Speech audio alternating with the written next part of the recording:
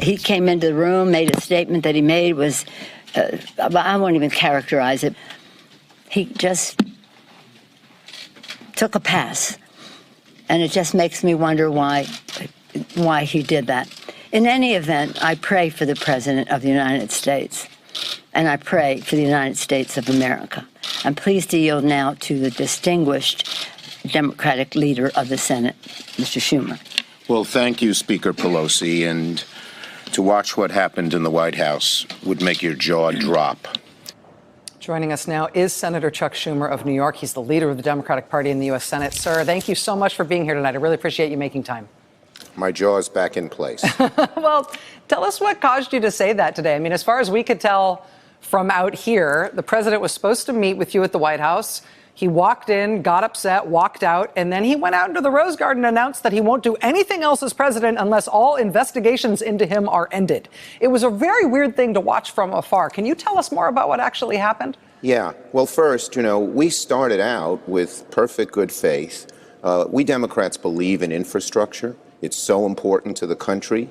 The traditional infrastructure, roads and bridges, water and sewer, green, clean infrastructure, building a power grid so we could build wind and solar in other parts of the country and bring the electricity here, electric cars and the way to charge them, making homes and hospitals more energy efficient, bringing broadband to rural America and inner city America.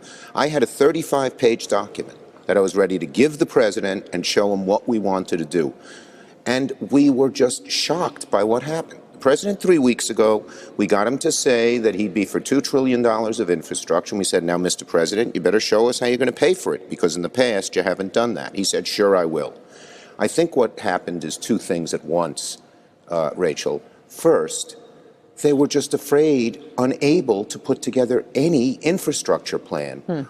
And they found a very inelegant way to wiggle out of it.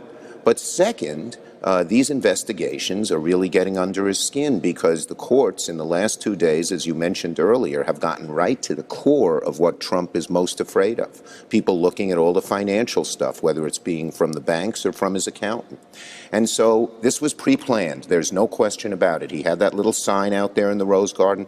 The minute I walked out of the meeting after he threw his temper tantrum, they had Fox News on, and they were already talking about what the president was doing. And there was no way that they could have found out unless they knew ahead of time. So the bottom line is that he had no intention of doing this, and he's just showing how incapable he is of being president. He can't put together an infrastructure plan, which he couldn't have done anyway. And he is unable to face the truth. At the meeting, he said to us, I'm the most transparent president ever. Well, Mr. President, if you are, release your tax returns tomorrow. Mr. Schumer, one of the things that struck me as so strange today is what the president was demanding, what the president was making this public demand about, is so impossible to grant him. There's no chance that the Congress is going to say, oh, sir, we didn't understand. You will work with us if we stop investigating you? Okay, then we'll cancel all the investigations. I mean, it's sort of insane, and he can't imagine that that's going to work. But I wonder if he is actually trying to effectuate that. Like, are there negotiations? Are there treaties being made to try to wind back the investigations in exchange for some deliverable from the White House? Are they actually trying to get that done? Absolutely not. We can do two things at once. In fact, the Constitution empowers Congress to both oversee the executive branch and pass legislation. And as you pointed out, other presidents have done that. In fact, other presidents have had the good sense to say, see, I'm not so bothered by this. I can function as president.